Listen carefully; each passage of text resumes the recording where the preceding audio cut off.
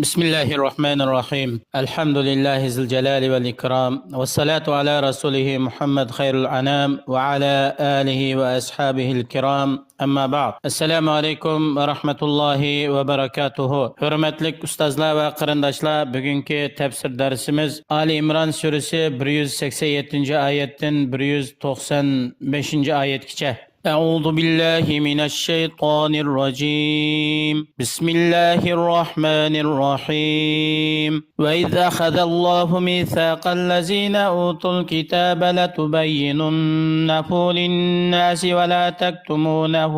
ولا تكتمونه فنبذوه وراء ظهورهم واشتروا به ثمنا قليلا فبئس ما يشترون لا تحسبن الذين يفرحون بما أتوا ويحبون أن يحمدوا بما لم يفعلوا فلا تحسبنهم بمفازة من العذاب ولهم عذاب أليم. Yuqorida tilovat qilingan oyatlarning qisqacha tarjimasi. Ey Allohning payg'ambari sallallohu alayhi vasallam, sen Alloh subhanahu va taolaninki bu ahli kitobdan bo'lgan Yahudi nasoralarning mollalaridan, ulamolaridan Allohninki ta'kidlangan ahdi misoq olgan vaqtidagi ahvolni eslagin.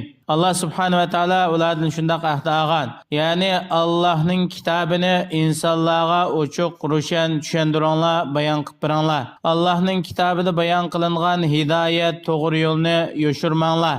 Va shundaqla sizlarga Alloh tarafdan nozil qilingan Injil, Tavratdagi Muhammad alayhisalomning oxir zamonda keladigan payg'ambar ekanligini ifodalaydigan oyatlar, payg'ambar alayhisalomning sifatlari bayon qilingan oyatlarni yo'shirmanglar, ochiq bayon qilib beringlar deb ahd olgandi. Lekin ular Allohga bergan ahdisini, va'disini unutdi, cho'rivatdi. Buningga parvo qilmadi. Bular haqni yo'shirib, uning aksicha batilni oshkor qildi. Ya'ni payg'ambar alayhisalomning sifatlarini bayon qilmadi. Bilib turib payg'ambar alayhisalomning payg'ambarligiga ishonmadi. Bular Allohga bergan ahdisini dunyodagi ozg'inak mol dunyo va buning bilan erishadigan yuz obro'y mansabga tegishdi. Ularning Allohning ahdisini almashtirgan bu arzimas ishi nima degan yomon ish. Ey Allohning payg'ambari sallallohu alayhi vasallam, bularningki o'zining qilgan qabih nachar ishlari bilan xursand bo'ladigan va kishilar tarafidan o'zi qilmagan bir ish bilan maqtanishni yaxshi ko'radigan bundaq kishilarni hargizmi yaxshilikda deb o'ylab qolmaslar. Ularni yana Allohning azobidan qutulib qoladi, salomat qoladi deb o'ylab qolmaslar. Balki ularning boradigan joyi jahannamdir. Ularga jahannamda dardlik azoblar tayyorlangan. Walillahi mulkus samawati wal ardi wallahu ala kulli shay'in qadir. Inna fi khalqis samawati wal ardi wa ikhtilafil layli wan nahari laayatin li ulil albab.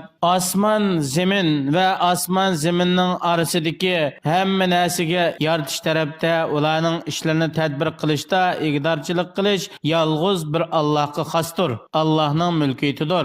Alloh hamma narsaga qodirdir. Haqiqatan osmon zaminlarning o'rnaksiz, ilgirki bir misolsiz, ilgirki bir o'xshi bo'lmasdan vujudga kelishi, paydo bo'lishi Alloh tomonidan yaratilishida va kech kunduzning almashib turishida va ularning farqli bo'lishida, ya'ni yoz kunlarda kunduz kunning uzun, kechining qisqa bo'lishi, qish kunlarida kunduz kunning qisqa, kechining uzun bo'lishi qatorliq ishlarning hammasida sog'lom aql egalari uchun Alloh subhanahu va taolaning mushu koinotning yaratuvchisi ekanligi, yolg'iz Allohning ibodatga haqli ekanligini bildiradigan nihoyatda ochiq, ro'shan dalillar bor. الذين يذكرون الله قياما وقعودا وعلى جنوبهم ويتفكرون في خلق السماوات والأرض ربنا ما خلقت هذا باطلا سبحانك فقنا عذاب النار ربنا إنك من تدخل النار فقد أخزيته وما للظالمين من أنصار. Hem de bula daim Allah'ını eslab turadigan Allohninki osmon zimindek shundoq katta mahluqotlarni yaratishdagi qudrat to'g'risida fikr qiladigan bu kishilar har vaqt Allohni eslab turdi, Allohni yod etib turdi, Allohning zikri bilan bo'ladi. Mayli ur tug'an, namozda tug'an, ketayotgan tug'an holatlarda bo'lsin, yoki namozda o'tag'an, yoki halq suhbat uchun zikr qilib o'tag'an, yoki normal o'tag'an holatlarda bo'lsin, yoki aram olish uchun yotgan, rohatlanayotgan shunday holatlarda bo'lsin, ular har vaqt Allohni yod etib turdi. Bular chunqur fikr yurgizadi. Osmon zaminning yaratilishi to'g'risida Alloh subhanahu va taolo shunday katta mahluqotlarni nima sababdan yaratdi, buni yaratishdagi hikmat nima, bu to'g'rida fikr qiladi.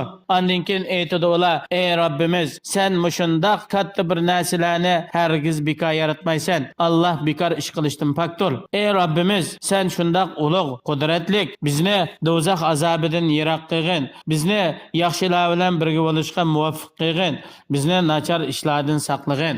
Ey Robbimiz, sen o'z xalqingdan har qanday bir odamni do'zaxga kirgizsang, sen uningga o'z odilliging bilan ihonat qilgan va uni rasvo qilgan bo'lding. Zolimlar uchun qiyomat kuni ularni Allohning azobi, Allohning jazosidan cheklab qo'ydigan hech qanday bir yordamchi, agashkuchi jamoatlar bo'lmaydi.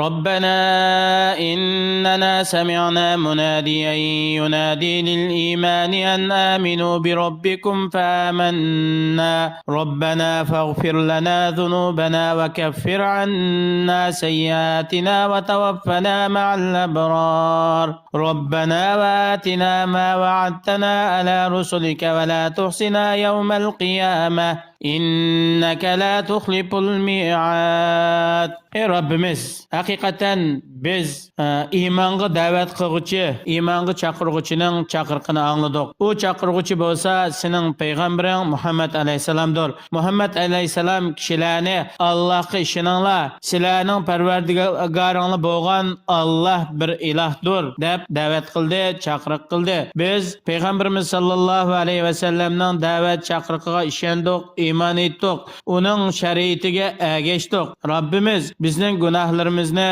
yo'shirsa, bizni rasvo qilmasla, bizning xatoliklarimizni o'tavasla, xatoliklarimiz sababidan bizni jazolamasla.